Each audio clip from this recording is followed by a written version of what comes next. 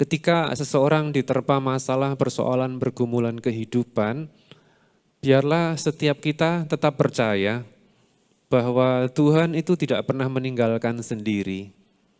Itu, saudara, kunci bahwa seseorang berdiri kokoh di dalam Tuhan, tidak tergoyahkan oleh apapun juga, yaitu apa? Dia menyadari bahwa dia tidak pernah ditinggalkan sendiri. Perhatikan kalau Tuhan menyertai saudara, percayalah saudara, apapun yang engkau alami, semuanya akan ada solusi dan jalan keluar.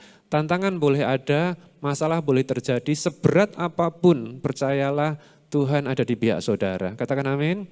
Pergumulan, masalah, persoalan, seberat apapun ada jangka waktunya. Percayalah ada tanggal kadaluarsanya. Karena Tuhan itu setia, Dia itu selalu memberikan pertolongan kepada setiap kita anak-anaknya. Firman Tuhan berkata, cukuplah kasih karuniaku kepadamu, cukuplah anugerahku kepadamu. Justru di dalam kelemahan kita, di dalam ketidakberdayaan kita akan melihat kuasa Tuhan dinyatakan. Namun yang seringkali orang-orang percaya alami, lalu kemudian mengalami hal yang buruk, dia menjadi goyah. Kok begini ya ikut Tuhan ya, saudara? Kok sama saja, tidak lebih baik dari orang-orang yang bahkan tidak mengenal Tuhan. Bahkan dia yang melakukan hal yang jahat saja, hidupnya lancar-lancar saja. Aku yang setiap hari berdoa, mengiring Tuhan, melayani, bertubi-tubi dihantam badai.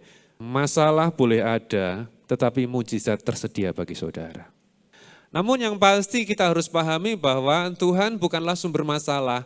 Banyak orang Kristen yang salah memahami, dia berkata bahwa Tuhan memberikan masalah ini kepada aku. Tidak, Tuhan tidak pernah memberi masalah kepada saudara, memangnya Tuhan sumber masalah. Tuhan memberikan sakit kepadaku, memangnya Tuhan sumber penyakit, saudara. Ya, kalau kita ngomong seringkali kita enggak kepikiran. Oh iya ya, kita jangan salah ngomong, saudara.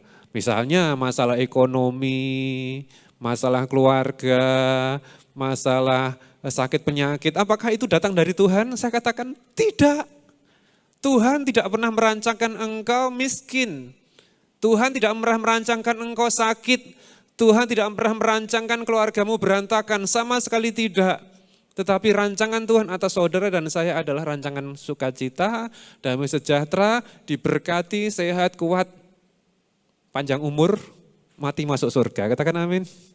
Lalu kenapa Pak, sudah orang Kristen percaya melayani Tuhan, ekonominya morat-marit, apakah itu bukan Tuhan yang memberi? Tidak. Banyak orang yang gaya hidupnya itu Pak sosialita gitu. Padahal rumahnya ya sederhana, tapi gaya hidupnya, saudara.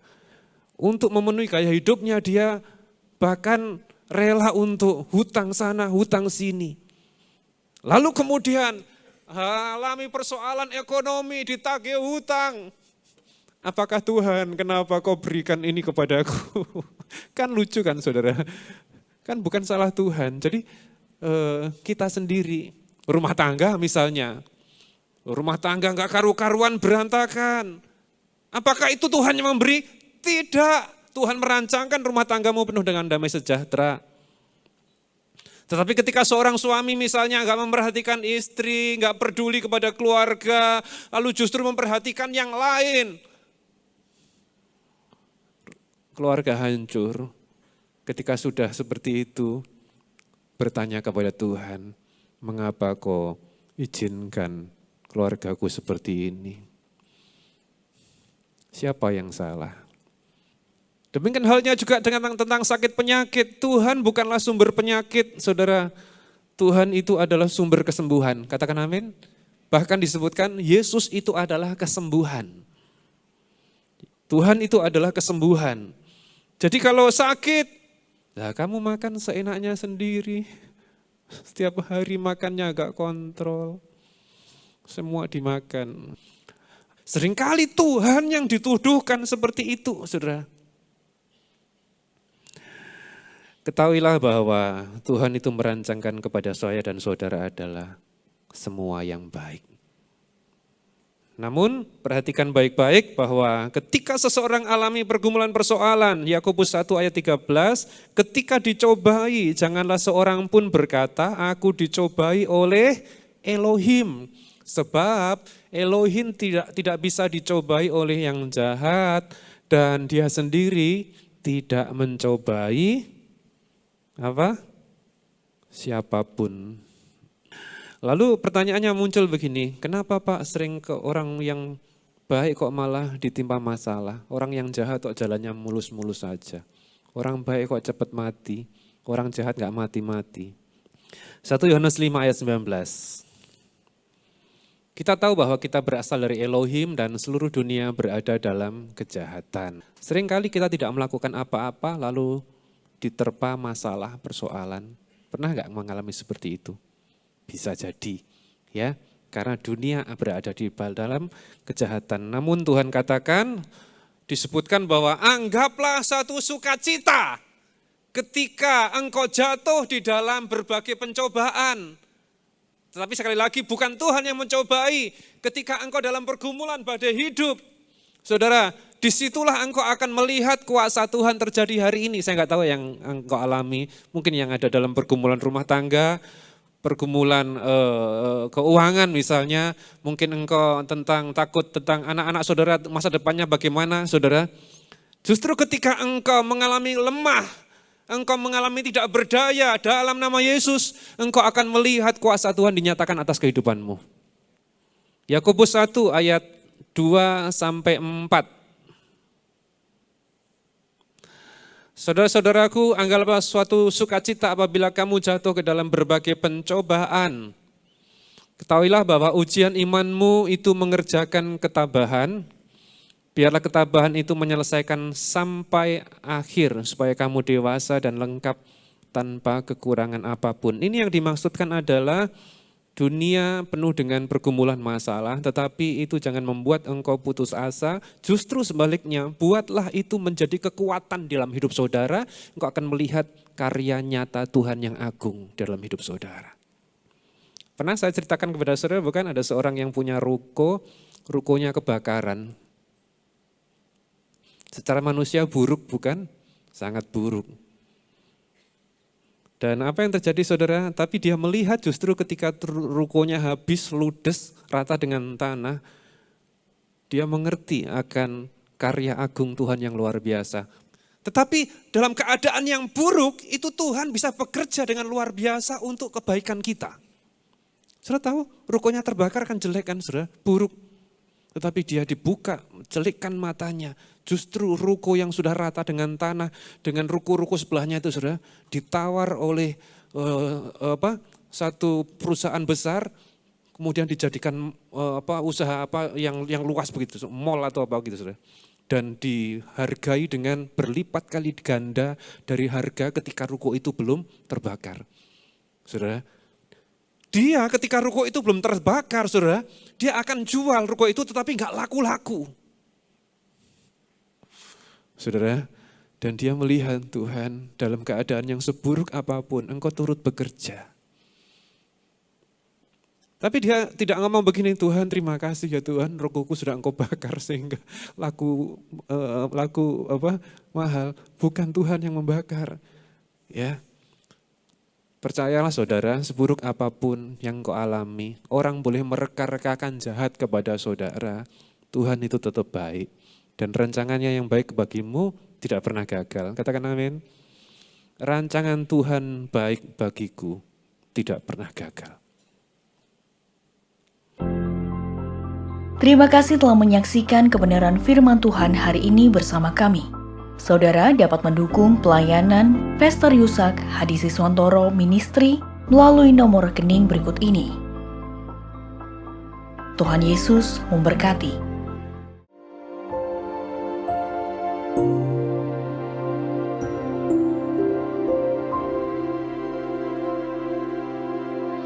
Kau penyelamatku, Kau kekuatanku, bagiku Kaulah yang terindah, pribadi yang sempurna. Kau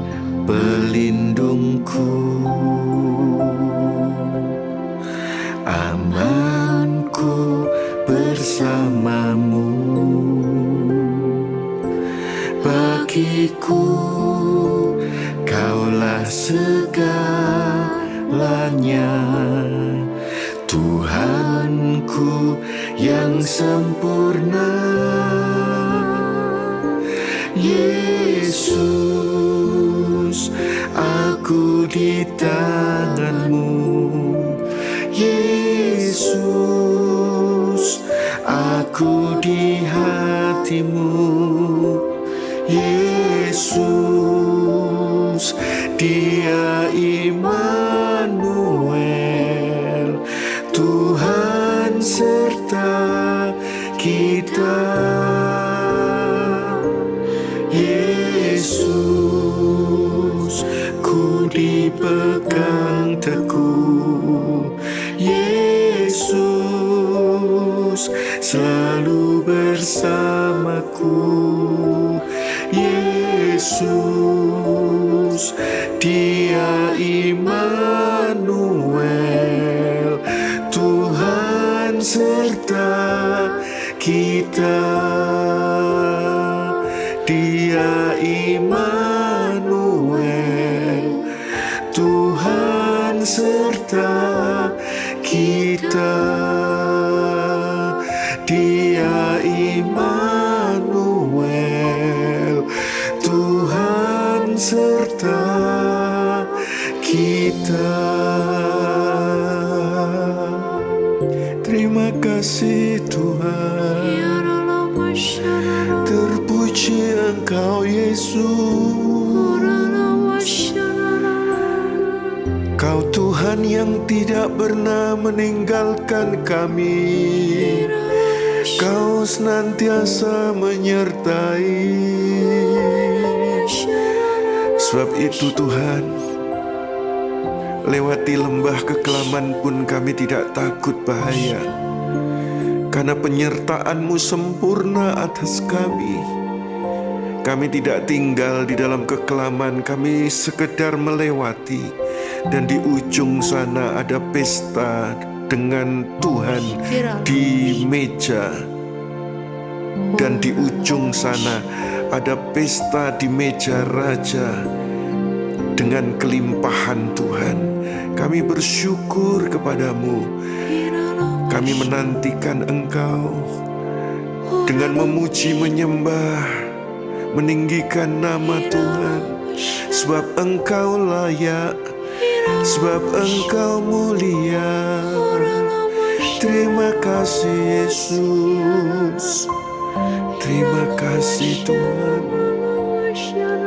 Terima kasih.